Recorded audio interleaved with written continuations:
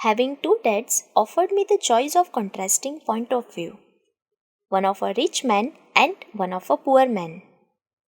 I had two fathers, a rich one and a poor one. One was highly educated and intelligent.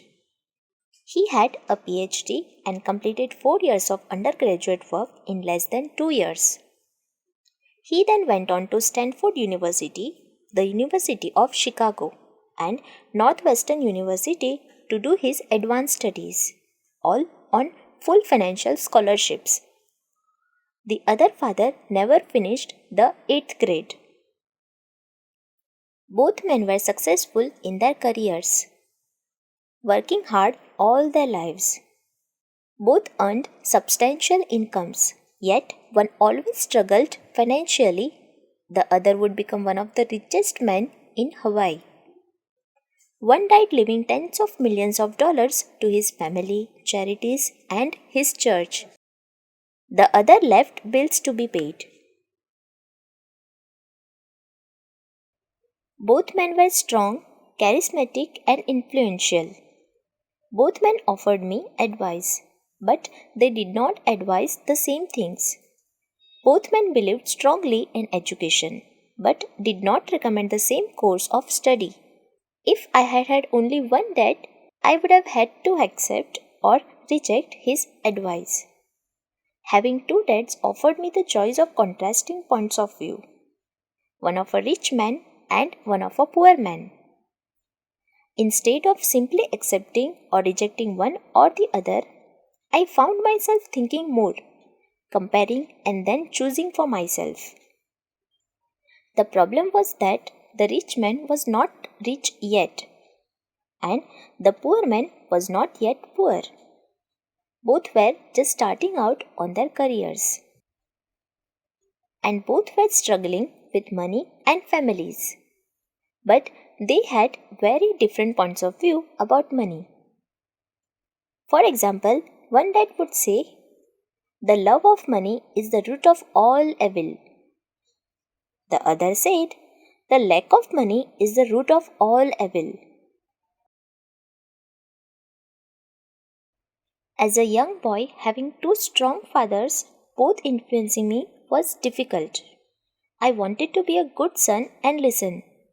But the two fathers did not say the same things. The contrast in their point of view, particularly about money, was so extreme that I grew curious and intrigued. I began to start thinking for long periods of time about what each was saying. Much of my private time was spent reflecting, asking myself questions such as, "Why does he say that?" And then asking the same question of the other dad's statement.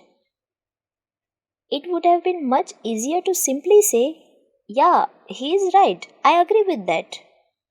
Or to simply reject the point of view by saying, "The old man doesn't know what he is talking about." Instead, having two dads whom I loved forced me to think and ultimately choose a way of thinking for myself.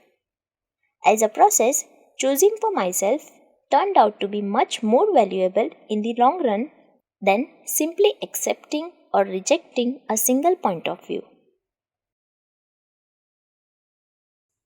One of the reasons the rich get richer, the poor get poorer, and the middle class struggles in debts is that the subject of money is taught at home, not in school. Most of us learn about money from our parents. So, what can the poor parents tell their child about money? They simply say, "Stay in school and study hard."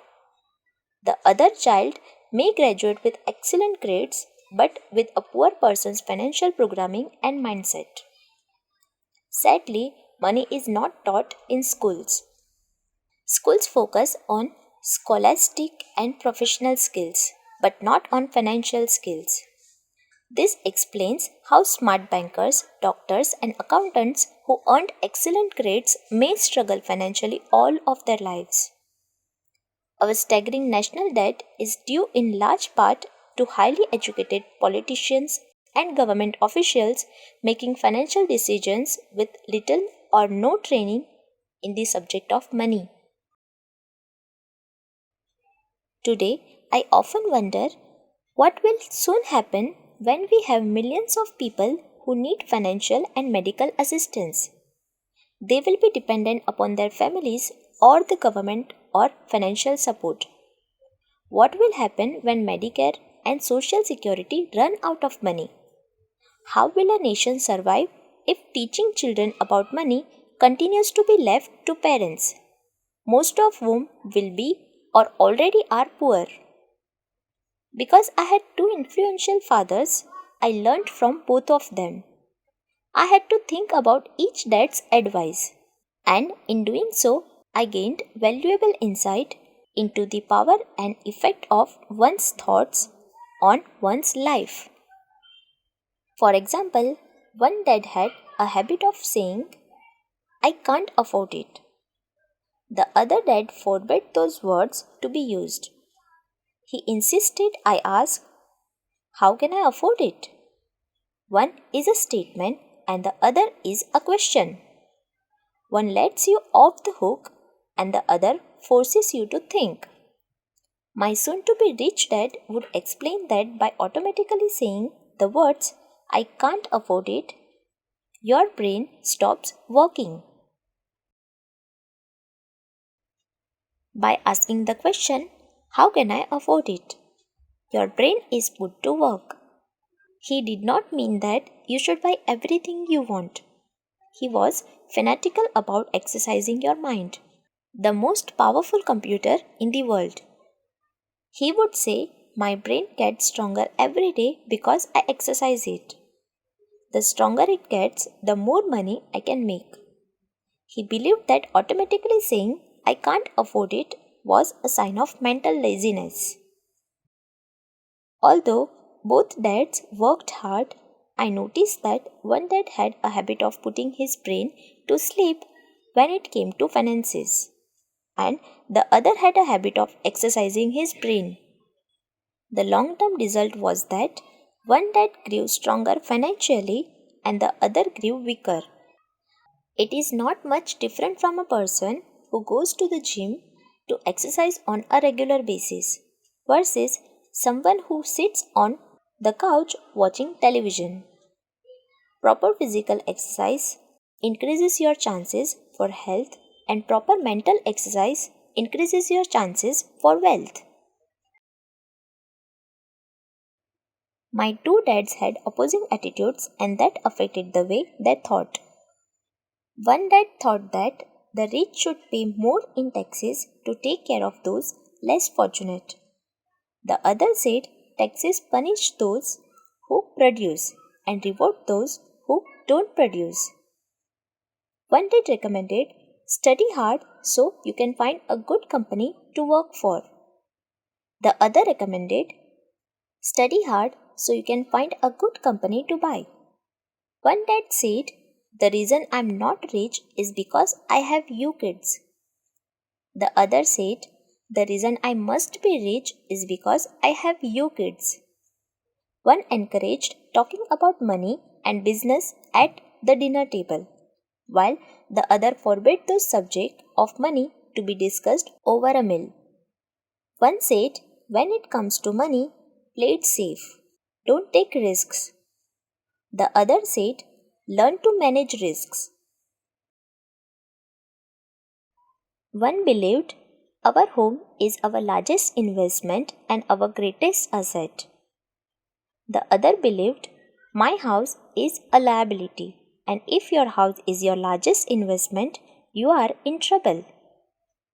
Both dads paid their bills on time, yet one paid his bills first, while the other paid his bills last. One dad believed in a company or the government taking care of you and your needs. He was always concerned about pay raises, retirement plans and medical benefits, sick leaves, vacation days, and other perks. He was impressed with two of his uncles who joined the military and earned a retirement and entitlement package for life after 20 years of active service. He loved the idea of medical benefits and PX privileges the military provided its retirees. He also loved the tenure system available through the university. The idea of job protection for life and job benefits seemed more important at times than the job. He would often say, I have worked hard for the government and I'm entitled to these benefits. The other believed in total financial self reliance. He spoke out against the entitlement mentality and how it created weak and financially needy people. He was emphatic about being financially competent. One dad struggled to save a few dollars. The other created investments. One dad taught me how to write an impressive resume so I could find a good job. The other taught me how to write strong business and financial plans so I could create jobs. Being a product of two strong dads allowed me the luxury of observing the effects different thoughts have on one's life. I noticed that people really do shape their lives through their thoughts. For example, my poor dad always said, I will never be rich, and that prophecy became reality. My rich dad, on the other hand, always referred to himself as rich. He would say things like, I am a rich man, and rich people don't do this. Even when he was flat broke after a major financial setback, he continued to refer to himself as a rich man. He would cover himself by saying, there is a difference between being poor and being broke. Broke is temporary, poor is eternal. My poor dad would say, I'm not interested in money, or money doesn't matter. My rich dad always said, money is power. The power of our thoughts may never be measured or appreciated, but it became obvious to see me as a young boy that it was important to be aware of my thoughts and how I expressed myself. I noticed that my poor dad was poor not because of the amount of money he earned, which was significant, but because of his thoughts and actions. As a young boy having two fathers, I became acutely aware of being careful about which thoughts I chose to adopt as my own. Should I listen to my rich dad or to my poor dad? Although both men had tremendous respect for education and learning, they disagreed about what they thought was important to learn. One wanted me to study hard, earn a degree, and get a good job to earn money. He wanted me to study to become a professional, an attorney, or an accountant, and go to business school for my MBA. The other encouraged me to study to be rich, to understand how money works, and to learn how to have it work for me. I don't work for money, were the words he would repeat over and over. Money works for me. At the age of 9, I decided to listen to and learn from my rich dad about money. In doing so, I chose not to listen to my poor dad, even though he was the one with all the college degrees. Once I made up my mind about whom to listen to, my education about money began. My rich dad taught me over a period of 30 years until I was 39 years old. He stopped once he realized that I knew and fully understood what he had been trying to drum into my often thick skull. Money is one form of power, but what is more powerful is financial education. Money comes and goes, but if you have the education about how money works, you gain power over it and can begin building wealth. The reason positive thinking alone does not work is because most people went to school and never learned how money works. So, they spend their lives working for money. Because I was only 9 years old when I started, the lessons my rich dad taught me were simple. And when it was all said and done, there were only 6 main lessons repeated over 30 years. This book is about those 6 lessons, put as simply as possible, just as simply as my rich dad put forth those lessons to me.